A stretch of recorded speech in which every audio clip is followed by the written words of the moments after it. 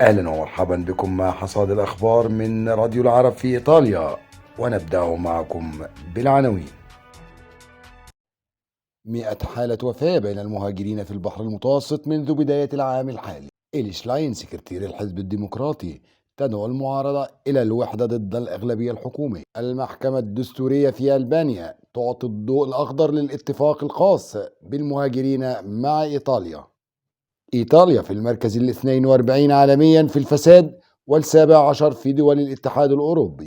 انخفاض نسبة الحوادث في مدينة بولونيا بعد تطبيق قانون حدود السرعة في المدينة.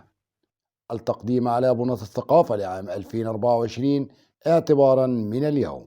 مقتل عامل صدمه قطار في مدينة بريشيا.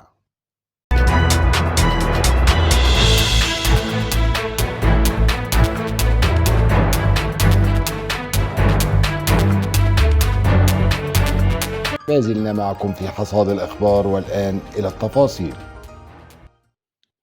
في تقرير لمنظمة الهجرة الدولية، بلغ عدد ضحايا الهجرة إلى أوروبا عبر البحر المتوسط خلال شهر يناير الحالي ما يقرب من 100 مهاجر، كما كشف التقرير على أن هذا العدد هو ضعف عدد الضحايا المسجلين في نفس الفترة من عام 2023، وهو العام الذي ظل رقما قياسيا للوفيات منذ 2016. التقت سكرتير الحزب الديمقراطي إيل شلاين وزعيم حركة الخمس نجوم جوزيبي كونتي ووزير الصحة السابق روبرتو سبرانسا من أجل تكوين تحالف معارض ضد الأغلبية الحكومية.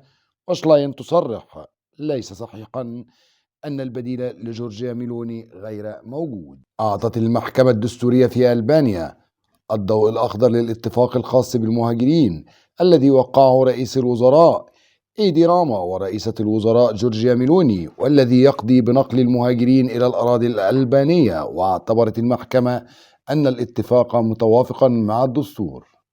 في تصنيف لمنظمة الشفافية الدولية على مؤشر الفساد، تؤكد احتلال إيطاليا المركز 42 من بين 180 دولة في العالم، بينما تحتل المركز 17 بين دول الأعضاء في الاتحاد الأوروبي 27.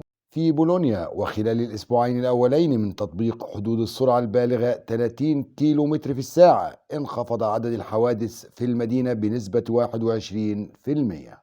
تم الإعلان رسميا عن تخصيص بونص الثقافة للشباب مواليد عام 2005 والمقيمين إقامة قانونية على الأراضي الإيطالية، وينتمون لعائلات لا يتجاوز دخلها 35 ألف يورو سنويا، والبالغ قيمته 500 يورو، ويتم التقديم عليه اعتبارا من اليوم 31 يناير وحتى 30 يونيو، وهو عبارة عن بطاقة تمنح للشباب والذين بلغت أعمارهم 18 عاما لاستخدامها في شراء تذاكر المسرح والسينما والعروض الحية والكتب والمتاحف والمعارض.